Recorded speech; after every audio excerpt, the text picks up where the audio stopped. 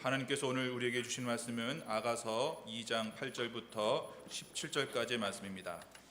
아가서 2장 8절부터 17절까지의 말씀입니다.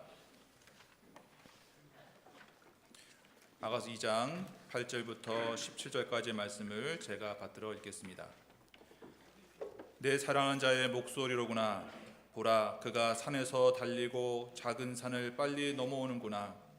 내 사랑하는 자는 노루와도 같고 어린 사슴과도 같아서 우리 벽 뒤에 서서 창으로 들여다보며 창살 틈으로 엿보는구나. 나의 사랑하는 자가 내게 말하여 이르기를, 나의 사랑, 내 어여쁜 자야, 일어나서 함께 가자. 겨울도 지나고 비도 그쳤고 지면에는 꽃이 피고 새가 노래할 때가 이르렀는데 비둘기의 소리가 우리 땅에 들리는구나. 무화과 나무에는 푸른 열매가 익었고 포도나무는 꽃을 피워 향기를 토하는구나. 나의 사랑, 나의 어여쁜 자야, 일어나서 함께 가자. 바위 틈 낭떠러지 은밀한 곳에 있는 나의 비둘기야, 내가 내 얼굴을 보게 하라. 내 소리를 듣게 하라.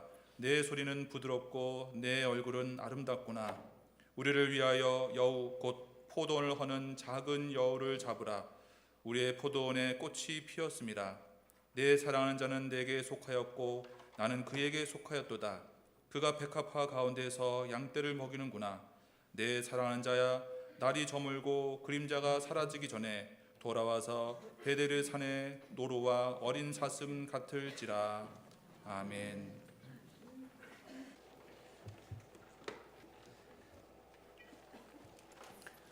오늘 본문은 솔로몬 왕이 지은 노래 아가스의 말씀입니다. 솔로몬은 왕이 될 때에 하나님 앞에 지혜를 구한 왕이었습니다. 지혜를 구하는 그의 마음을 하나님이 기뻐하시고 지식과 지혜의 은사를 솔로몬에게 주었습니다. 그뿐 아니라 그의 평생에 부귀영화를 누리는 특별한 복을 받은 왕이었습니다. 하지만 말년에 그는 많은 이방 여인들을 자신의 아내와 첩으로 삼고는 그 여인들이 가져온 우상을 온 나라에 우상 숭배를 퍼뜨리는 그런 악을 방주한 그런 모습을 가졌었습니다. 그래서 역사가는 솔로몬의 말년을 별로 긍정적으로 취급하지는 않습니다. 하지만 이러한 말년의 모습 때문에 지혜자 솔로몬 왕의 지혜로운 말을 결코 우리가 무시해서는 안 됩니다. 예수님께서도 율법의 의의를 추구하면서도 위선과 외식으로 가득했던 바리새인들의 행위는 본받지 말아야 하지만 바리새인들이 말하는 바는 행하고 지키라고 말씀해 주셨습니다. 우리가 어른들의 모습에 대해서 젊은이들은 비판을 자주 합니다. 하지만 우리가 어른들이 자신들의 인생을 먼저 경험하면서 해주는 그런 말씀은 또한 젊은 사람들은 귀 기울여야 합니다. 어른들도 자신이 말한 대로 살지 못하는 자신의 모습에 대해서 괴로워합니다. 그렇기 때문에 우리는 말한 대로 살지 못하는 우리의 모습, 거기에 인간의 약함이 있고 모순이 있는 것이지 않겠습니까? 말 따로 행동 따로 한다고 해서 우리에게 주는 교훈이나 말 자체가 틀렸다고 무시하거나 경시해서는 결코 되지 않습니다. 솔로몬의 행위가 말년에 문제가 있었다고 해서 그가 전하는 지혜로운 세상과 인생을 살피며 그가 전하는 지혜로운 말을 우리는 그래도 주목해야 됩니다. 솔로몬이 전하는 아가스의 말씀, 겉으로는 남녀 간의 사랑을 노래하는 것 같지만 사실 이 노래가 상징하는 것은 하나님과 인간의 사랑을 말하고 있습니다. 아가스에서 보여주는 비유와 은유는 하나님이 창조하신 자연세계와 인간의 일상을 통해서 우리가 만들어가고 완성해야 될 사랑을 갈구하는 그런 노랫말로 가득 차 있습니다. 그래서 사람들은 아가스를 Song of Songs, 가장 아름다운 말, 진짜 노래라고 그렇게 이 노래를 찬양합니다. 혹자는 성경 중에 성경이다. 하나님의 놀랍고도 완전한 사랑을 우리에게 보여주시는 성경 중에 성경이다. 이렇게 칭송하기도 합니다. 사랑에 대해서 우리가 이야기할 때 결코 사랑은 나 홀로 완성할 수가 없습니다. 홀로 하는 짝사랑의 아픔에 대해서 우리가 알지 않습니까? 짝사랑하는 사람들은 남들이 볼 때는 그 짝사랑이 아름다워 보일지는 모르지만 짝사랑하는 당사자는 괴롭습니다. 받아주지 않는 사랑, 홀로 하는 사랑은 결코 행복이 되거나 기쁨이 되지는 못합니다. 서로 주고받는 사랑, 서로 연합하는 사랑, 서로 간에 친밀해지면서 성장하는 그 사랑이 행복하고 참 기쁨을 주는 것입니다. 오늘 읽어 나아가서 2장 말씀에서 우리가 사랑은 어떻게 성장하고 있는지를 본문이 보여주고 있습니다. 첫 번째는 이 사랑은 기대와 흥분을 가져오는 사랑입니다. 우리가 이 아가서 말씀을 해석할 때 어려운 것은 이 노래는 결코 홀로 말하는 독백이 아닙니다. 구절이 바뀌면서 가끔씩 화자, 말하는 사람이 바뀔 때가 많습니다. 이 이야기는 대화식으로 주고받는 이야기이기 때문에 지금 말하고 있는 화자가 말하는 사람이 누구인지를 우리가 잘 생각하고 거기에 따라 해석을 해야 이 구절 혹은 대화를 좀 더 역동적으로 화자의 감정이나 혹은 화자의 생각을 우리가 나눌 수가 있습니다. 오늘 읽은 말씀 8절 9절의 화자는 사랑받는 여인이 말하고 있습니다. 자신에게 사랑을 갈구하면서 다가오는 그 남자의 모습이 마치 산에서 뛰어노는 사슴처럼 노루처럼 그렇게 다가오는 남자의 모습을 경탄하고 있습니다. 드디어는 여자의 집에 와서는 소리를 지릅니다. 여자의 집 창문 틈으로 엿보면서 남자는 여인에게 데이트를 신청하는 그런 장면입니다. 사랑하게 되면 어떻습니까? 흥분하고 기대가 가득 차 있지 않습니까? 저 사람에게 내가 사랑을 강구하게 될 때 무엇인가 그 사람의 몸짓 혹은 표정을 보면서 홀로 착각할 수도 있지만 기뻐하고 기대가 생기는 겁니다. 별것 아닌 모습에도 좋아하고 그 몸짓 표정 하나하나에 자신들의 감정이 달라지는, 그래서 우리가 사랑하는 사람들의 모습을 보면 옆에서 지켜보는 사람은 한없이 유치하기 짝이 없습니다. 그렇지 않습니까? 여러분들이 누군가 사랑하는 그 별것 아닌 말에 좋아하고 기뻐하고 미소 짓고 별것 아닌 말에 슬퍼하고 우울해지고 낙심하는 모습을 보면 옆에서 지켜보는 사람은 우습다, 잘 놀고 있네, 그런 마음이 들지 않습니까? 그러나 사랑하는 당사자는 작은 몸집, 작은 표정에 인생이 마치 마지막에 온 것처럼 그렇게 좌절하기도 하고 인생의 모든 것을 가진 것처럼 좋아하기도 하고 그런 우리가 사랑하는 사람들을 보게 됩니다. 우리의 신앙과 우리의 사랑은 어떤 겁니까? 우리의 사랑, 이 신앙에서 얻게 된 사랑은 내가 시작한 사랑이 아니라 하나님이 우리를 먼저 사랑해 주셨기 때문에 시작한 신앙이고 사랑입니다. 하나님이 먼저 사랑해 주셨다. 그 사랑을 내가 알고 배웠다. 그래서 나에게 신앙과 믿음이 생긴 것이다. 그것이 성경이 말씀하는 겁니다. 우리가 하나님께서 왜 우리를 사랑하시는 겁니까? 그것은 단순합니다. 하나님이 나를 지으셨기 때문에 나에 대한 사랑을 가진 겁니다. 우리가 무엇인가 애써서 시간을 들여서 혹은 돈을 써서 만든 무엇인가 작품이 있다면 나는 거기에 애정을 가지고 있습니다. 남들이 볼 때는 별것 아닌 작품이지만 내가 수고해서 만들었기 때문에 나는 사랑과 애정을 가지고 있습니다. 남들이 볼 때는 그 존재나 모습이 아무것도 아니지만 그것을 만든 사람은 사랑을 가지게 됩니다. 애정을 가지게 되는 겁니다. 나는 나 자신을 비천하게 내가 아무것도 아니라고 스스로 자괴감과 좌절을 하고 있는지 모르겠지만 나를 만드신 하나님은 나의 모습과 상관없이 사랑하고 계시는 겁니다. 무엇인가 만들었다면 만든 주인은 그 만든 대상을 사랑하게 되어 있습니다. 사랑하셨기 때문에 인간을 위해서 자기의 아들 예수 그리스도를 이 땅에 보내주신 것이지 않겠습니까? 우리를 사랑하시기 때문에 그 아들 예수 그리스도가 십자가를 마지막까지 지시고 그 십자가 앞에 못 박혀서 내려오시지 못한 것이 아니라 제가 고난중한 특별 새벽기도에도 그 말씀을 나누었습니다. 사람들이 예수님을 십자가에 못 박았을 때 못 박힌 어떤 죄수도 거기에서 내려올 수가 없습니다. 꼼짝할 수가 없습니다. 그 고통이 말할 수 없기 때문에 감히 손을 어떻게 해서 혹은 발을 어떻게 해서 십자가에 내려올 수 없는 상태에 이르게 됩니다. 그래서 예수님의 모습을 보고 지나가는 사람이 조롱합니다. 남을 구원할 필요도 없이 너나 십자가에 내려와서 너 자신이나 구원해보라. 그렇게 조롱했던 이유가 무엇이겠습니까? 못 박힌 존재는 비참하기 그지없고 어떻게 할 수가 없기 때문에 내려올 수 없는 상태가 됩니다. 많은 사람들이 그렇게 조롱했습니다. 군병도 조롱하고 대제사장도 조롱했습니다. 못 박힌 예수를 조롱했습니다. 네 자신이나 구원해보라고. 과연 주님께서 대못에 박혀서 내려오시지 못한 것이 아니라 주님이 내려오시지 못한 이유는 그분의 사랑 때문에 그 자리에 마지막까지 계신 겁니다.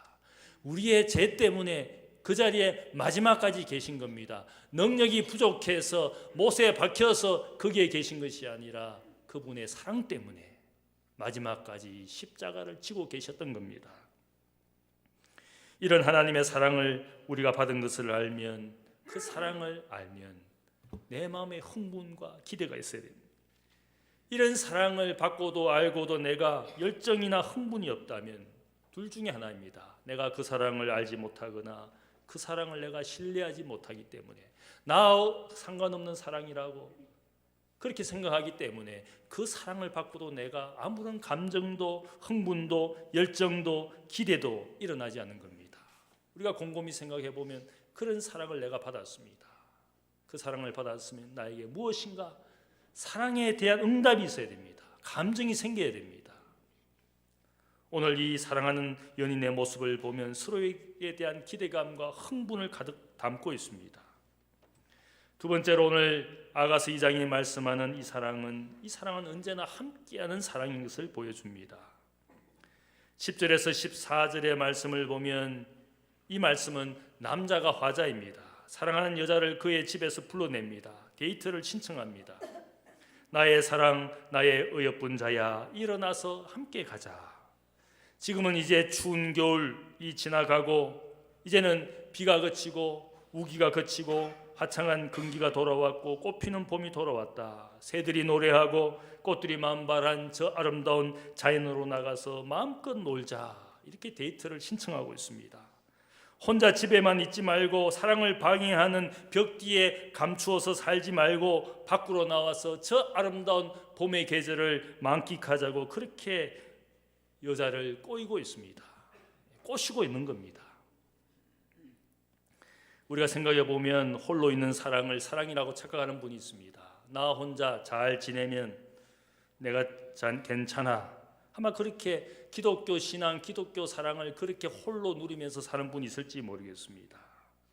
그러나 그 사랑은 결코 성장하지 못합니다. 사랑은 주고받을 때, 날이 가고 세월이 갈수록 더욱더 두 사람 간의 친밀감이 더해질 때 그것이 사랑입니다. 친밀해지지 않는 사랑, 홀로 있는 사랑을 우리가 감히 사랑이라고 말하지 못합니다. 성도의 교제 가운데 우리가 십수년을 함께 지내면서 혹시 내가 서로 간에 친밀해지지 않고 있다면 내 사랑은 어쩌면 거짓입니다. 사랑이라는 것은 두 사람 사이에 친밀해지는 것이 사랑이라고 말하는 것이지, 친밀해지지 않고 홀로 그 사랑을 내가 간직했다는 그 사랑은 가짜 사랑입니다. 내가 교회를 십수년 다니면서도 성도의 사랑과 교제 가운데 살면서도 아직도 내 옆자리에 누구인지 이름조차 모르고 그런 사랑을 내가 혼자 하고 있다면 그 사랑은 결코 사랑이라고 말할 수 없습니다. 14절 말씀을 보면 바위 틈 낭떠러지 은밀한 곳에 있는 나의 비둘기야, 내가 너의 얼굴을 보게 하라, 너의 소리를 듣게 하라.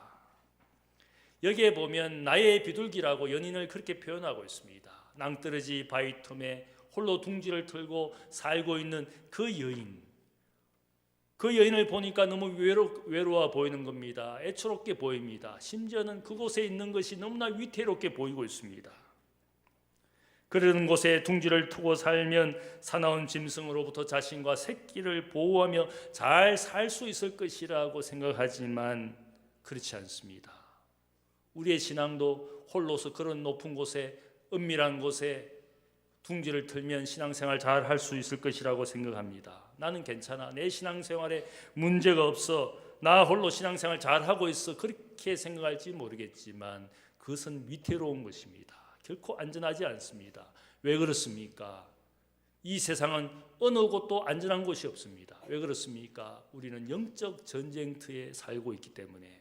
나 홀로 나의 시간, 나의 공간을 만들어 놓고 나는 괜찮아라고, 나는 상처 입지 않고 잘 살 수 있다라고 생각할지 모르지만 그렇지 않습니다. 세상 어디도 안전할 수가 없습니다. 왜냐하면 이 세상은 바로 영적 전쟁터에서 전쟁이 벌어지면 이 땅도 어디 곳도 안전할 수가 없습니다. 전쟁 가운데 있는 그 어떤 장소, 그 어떤 인생도 안전할 수가 없는 겁니다.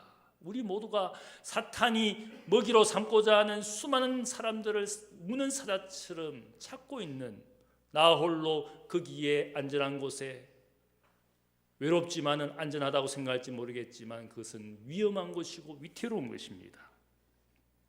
우리가 가만히 보면 홀로 있을 때가 더 많은 유혹이 오지 않습니까? 홀로 있을 때 범죄하기가 쉽습니다. 내가 마음먹은 것을 행동으로 옮길 때가 많습니다. 홀로 있을 때가 더 위험합니다.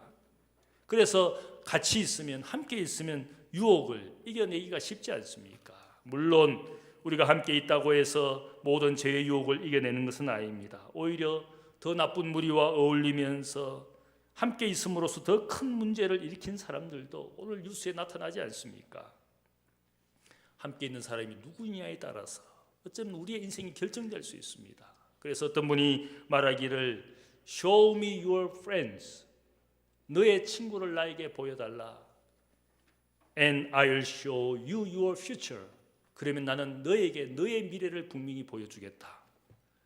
이 말의 의미가 무엇입니까? 내가 지금 누구를 친구로 삼고 있느냐에 따라서 나의 인생의 미래가 어쩌면 보인다는 겁니다. 내가 하나님의 사람들과 함께 있느냐 아니면 세상의 사람들과 함께 있느냐, 하나님의 사람과 함께 영적 즐거움과 평안을 누리고 사느냐 아니면 세상의 사람들과 세상 낙에 처하여 살고 있느냐, 내가 가지고 있는 함께하는 친구가 누구냐에 따라서 나의 미래가 보인다는 뜻입니다. 여러분의 자녀들이 지금 누구를 친구로 삼고 살아가고 있습니까? 어쩌면 학원 친구밖에 모릅니다. 교회도 모르고 교회 학교도 모르고 신앙의 친구도 모르고 그렇게 자라나는 우리 자녀의 미래가 어떻겠습니까? 그들의 미래를 우리가 알 수가 있습니다. 오늘 내가 누구와 함께 기쁨을 누리고 있고 누구를 친구로 삼느냐에 따라서 나의 미래가 어쩌면 분명히 보이고 있습니다. 참된 사랑을 주고받을 사람이 누구이냐에 따라서 우리의 미래가 밝아질 수도 있고 어두워질 수도 있습니다. 세상 사랑이 아니라 영원한 사랑을 주고받는 그런 사람들과 함께 있을 때 내 미래가 영원한 겁니다. 없어질 사랑, 있다가 사라질 그 사랑을 서로 주고받는 사람들끼리 있으면 그들의 미래는 어두워지는 겁니다. 14절 말씀을 보면 나의 비둘기야 내가 너의 얼굴을 보게 하라, 너의 소리를 듣게 하라. 너의 소리는 부드럽고 너의 얼굴은 아름답구나. 이 말씀은 하나님이 모든 인생을 부르시고 있다는 말씀입니다. 어떤 사람의 모습, 감추어진 모습이 아니라 위태한 곳에 홀로 있는 그런 인생이 아니라 모든 인생을 창조하신 그 하나님께서 인생을 그 위태로운 곳으로부터 나와서 밝은 세상에서 그의 존재, 그의 얼굴, 그의 목소리를 듣고 보기를 원하시는 창조주 하나님의 부르심이 여기에 있습니다. 세상이 소외시키고 사회가 소외시키기 때문에 어두운 방에서 홀로 지내는 분들이 있지 않습니까?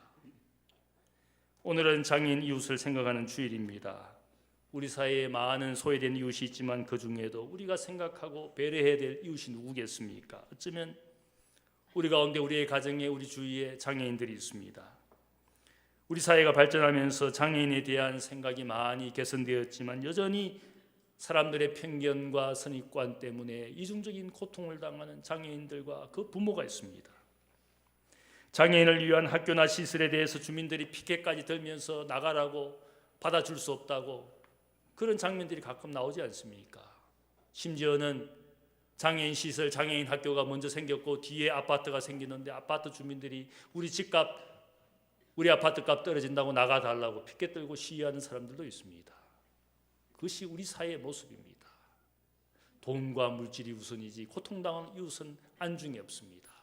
내가 피켓과 시위를 하면 할수록 저들이 어떤 고통을 당하고 있는지 관심이 없습니다. 누가 장애를 가진 겁니까? 마음과 정신이 병든 그들이 장애인이지 않겠습니까? 위태롭고도 위태한 곳에 사는 그런 모든 인생들, 그 인생들을 하나님이 지으신 존재이기 때문에 거기에 숨어 살지 말고 함께 사는 밝은 세상으로 모든 인생을 초청하고 있습니다. 너의 얼굴을 보게 하라. 너의 소리를 듣게 하라. 너의 소리는 부드럽고 너의 얼굴은 아름답구나. 하나님의 목소리입니다. 어쩌면 세상에 소외당하여 고통당하고 있는 그 자리에서 그 인생을 하나님이 사랑하시는 사랑의 초청입니다. 어쩌면 내 영혼의 어둠 가운데 살고 있는 스스로 무엇인가에 좌절하여 고통당하는 모든 인생들, 그들의 존재, 그들의 목소리를 보고 싶어 하시는 창조주의 사랑의 음성입니다. 우리 모두는 하나님께서 만드신 인생이기 때문에 창조주에게는 모두가 소중한 존재입니다. 하나님이 만드신 누군가를 내가 소외시키거나 혹은 멸시한다면, 다르게 말하면 그것은 무엇을 의미하느냐? 그를 만드신 창조주를 내가 멸시하고 있는 겁니다. 그것은 무서운 악입니다. 창조주가 만드신 존재를 내가 멸시하거나 소외시키거나 경시한다면 그의 주인 하나님을 멸시하는 무서운 악을 저지르고 있다는 사실을 우리가 알아야 되는 겁니다. 그렇게 하는 모든 악 가운데 결국은 나도 만들어진 존재, 창조되어진 존재인데 창조주를 멸시하면 나를 무시하는 것이 되고 내 인생을 스스로 무가치하게 여기는 것이지 않겠습니까? 모두가 사랑으로 친밀해지는 것을 원하시는 것이 하나님의 사랑입니다. 그래서 하나님의 사랑을 받은 것처럼, 그리스도의 사랑을 받은 것처럼 너희도 사랑 가운데 행하라. 사랑하지 않으면 사랑받지 않은 것이다. 사랑을 받은 사람은 사랑 가운데 행하는 것이 마땅하다. 이것이 사도 바울이 우리에게 권면하는 말씀입니다. 세 번째로, 사랑은 방해와 아픔 가운데 성장하는 겁니다. 15절 말씀을 보면 이제 다시 또 화자가 바뀝니다. 여자는 데이트를 신청하는 남자에게 대답합니다. 우리를 위하여 여우 곧 포도원을 허무는 작은 여우를 잡아라. 우리의 포도원에 꽃이 피었음이라. 포도원의 작은 여우를 잡아라. 포도밭을 해치는, 그래서 포도나무에 열매를 맺지 못하게 하는 작은 여우를 잡아달라고 부탁을 합니다. 아가서 말씀 다음에 나오는 책은 이사야서입니다. 이사야서 5장에 보면 유명한 포도원의 노래가 있습니다. 이사야서 5장 1절을 보면 나는 내가 사랑하는 자를 위하여 노래하되 내가 사랑하는 자의 포도원을 노래하리라. 내가 사랑하는 자에게 포도원이 있음이여 심히 기름진 사내로다. 이 포도원의 노래는 하나님께서 인생에게 포도밭을 지어주셨습니다.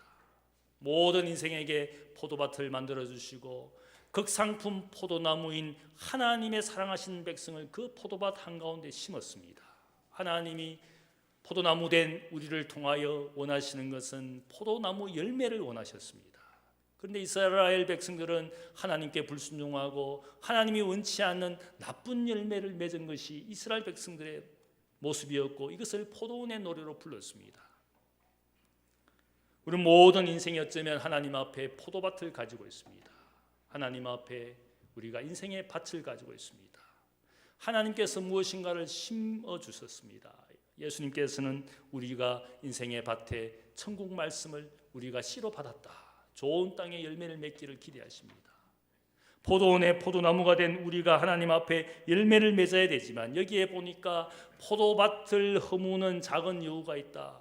작은 여우가 아마 그 포도밭 밑에 작은 굴을 만들고 구멍을 만들다 보니까 온 밭에 구멍이 생기고 결국은 포도나무가 뿌리를 제대로 내리지 못하고 영양분을 공급하지 못해서 시들어지고 결국은 열매를 맺지 못하는 작은 여우이지만 그것을 방치했을 때 결국은 포도나무에 열매가 없게 되는 큰 결과를 가져왔다는 겁니다.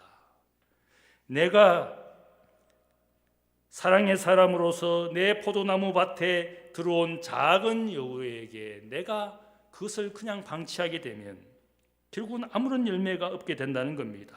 작은 무관심, 작은 나쁜 말, 작은 이기심, 작은 불화, 작은 상처들이 결국은 작은 구멍을 만든 것 같지만 그 구멍이 많아지고 커지게 됨으로써 결국은 포도나무에 열매가 없게 된다는 겁니다. 두 사람 사이에 혹은 공동체에 혹은 어떤 관계 속에서 내가 남긴 상처 작은 줄 알았는데 누군가 나에게 기대하였지만 내가 무관심, 나는 작은 무관심이라고 생각했는데 그것이 작은 여우처럼 포도밭을 허무는 것이 되고 열매 없게 만드는 것이 될 수 있다는 겁니다. 내가 어느 순간부터 하나님 앞에 예배하는 삶을 제대로 살지 않고 내 자녀를 말씀과 기도로 양육하는 삶을 제대로 살지 못하고 어느 순간부터 나 홀로 괜찮다고 생각했던 그것이 오늘 한국 교회를 병들게 하고 교회 학교가 죽어가고 드디어는 아이들이 자라나면서부터 교회를 떠나고 신앙을 떠나고 그것이 어디로부터 시작했습니까? 내 가정에 내 마음속에 있는 작은 여우가 그렇게 만든 겁니다. 사나운 짐승 곰과 호랑이와 사자가 와서 인생과 세상과 사회를 무너뜨린 것이 아니라 해친 것이 아니라 내 인생에 있는 작은 여우가 교회를 무너뜨리고 있습니다. 가정을 무너뜨리고 세상을 무너뜨리고 있는 것이 아니지 않습니까? 작은 이기심, 작은 무관심, 작은 불신앙, 작은 불순종이 오늘 교회를 허물고 있지 않습니까? 자기밖에 모르는 작은 여우들이 포도나무에 열매를 없게 만들었습니다. 사랑은 성장하고 완성해 가야 됩니다. 온실에서 자라나는 사랑은 이기적인 사랑에 불과합니다. 비바람과 시련을 견디지 못합니다. 상처를 입지만 그 가운데에서도 뿌리를 내리는, 그래서 자라나는 사랑이 뿌리가 깊어지고 가지가 든든하게 되고 열매를 맺게 되는 겁니다. 그래서 오늘 말씀의 가장 큰 중재는 나는 이 사랑에 속하고 그 사랑은 나에게 속하고 사랑의 연합을 이야기합니다. 사랑이 온전히 연합하기 위해서는 사랑이 자라나야 됩니다. 하나님의 주신 사랑을 내가 받아서 그 사랑에 나의 사랑이 자라나도록 오늘 말씀을 보면 그 사랑하는 연인은 집안에 있습니다. 그녀를 둘러싼 벽이 있습니다. 어쩌면 두 사람 사이에 작은 유혹가 그 사랑을 방해하고 있습니다. 그러나 그 모든 것들을 견뎌낼수록 하나님의 영원한 사랑 안에 거하면 그 사랑은 반드시 자라나게 되어 있습니다. 나 홀로 사랑을 완성해 갈 수 없습니다. 인간의 어떤 지혜와 능력으로도 우리의 사랑을 완성할 수 없는 것이 우리의 모습이지만 성경이 말씀하는 것이 무엇입니까? 하나님의 사랑 안에 거하라. 하나님의 사랑 안에 거하면 포도나무에 내가 가지로서 붙어 있기만 하면 저절로 과실을 많이 맺나니 포도나무에 붙어 있으라고 말합니다. 하나님의 사랑 안에 거하라고 말합니다. 연합하는 그 순간에 자라나게 되어 있는 줄로 믿습니다. 사랑에 연합하기 위해서는 오늘 말씀 마지막 말씀 17절 말씀을 보면 내 사랑하는 자야 날이 저물고 그림자가 사라지기 전에 돌아와서 베데르 산의 노루와 어린 사슴 같을지라. 이 말씀은 사랑이 있을 때에, 사랑의 기회가 주어졌을 때에, 그림자가 사라지기 전에 빛이 있을 동안에, 날이 저물기 전에, 어둠이 오기 전에 우리가 사랑의 기회와 시간이 주어졌을 때 사랑해야 되는 것이지 않겠습니까? 인생의 날이 영원한 것이 아닙니다. 인생의 청춘이 언제나 있는 것이 아닙니다. 자, 그래서 대학 다닐 때 한 번도 사랑을 하지 못해가지고 아들에게 제가 늘 부탁합니다. 대학 다닐 때 사랑을 꼭 해봐라. 아빠는 젊을 때 사랑을 못 해봐가지고 때늦은 후회를 지금 하고 있다. 기회가 주어질 때에, 시간이 있을 때에 우리가 사랑하는 시간이 되고 사랑하는 기회가 되도록 하나님 우리에게 인생의 기회를 주신 것이지 않겠습니까? 공동체가 주어지고 가정이 있고 일터가 있을 때 우리가 그 곁에 있는 사람들을 사랑하지 못한다면 인생의 날이 긴 것이 아닙니다. 날이 저물기 전에, 어둠이 몰려오기 전에 주님께서도 말씀하셨습니다. 빛이 있을 동안에 빛을 믿어라. 빛이 있을 동안에, 구원의 날 은혜의 시간이 주어지는 그 순간에 내가 그 은혜, 그 구원의 사랑을 받아들여야 되는 겁니다. 때로는 우리에게 이 사랑을 할 때에 아픔과 상처가 있습니다. 그러나 그 아픔과 상처를 보는 순간에 그럼에도 사랑하고 있으면 그 사랑은 진실한 것이고 위대한 것이지 않겠습니까? 예수님께서 마지막 밤에 사랑하는 제자들과 함께 유월절 음식을 먹으면서 떡을 먹고 포도주를 같이 마셨습니다. 그 떡과 포도주는 어떤 것입니까? 주님의 상처와 아픔이 담긴 떡과 포도주였습니다. 너희는 이것을 볼 때마다 너희를 위하여 흘린 나의 피 찢긴 살을 생각하라. 단순히 주신 사랑이 아니라 아픔과 희생이 담긴 사랑의 애찬이었습니다. 저도 여러분을 오늘 주님의 사랑의 만찬에 초청합니다. 이 떡과 포도주를 나눌 때마다 우리는 하나님의 사랑을 생각해야 됩니다. 하나님의 사랑을 알면 그 사랑에 내가 기대하고 흥분하는 마음이 있어야 됩니다. 이 사랑을 내가 받았으면 이제는 이 사랑 때문에 누군가를 차별하는, 소외시키는 그런 어리석은 인생이 되지 말아야 됩니다. 아픔과 희생이 있는 하나님의 사랑을 알고 아픔과 고통 중에 있는 이웃을 생각하고 그들을 배려하는 그런 사랑을 가진 우리가 되어야 되는 줄로 믿습니다. 그런 사랑 완성해가며 우리 안에서 참으로 사랑의 열매가 가득한 여러분들 되시기를 주님의 이름으로 축복합니다. 사랑의 아버지 하나님 감사합니다.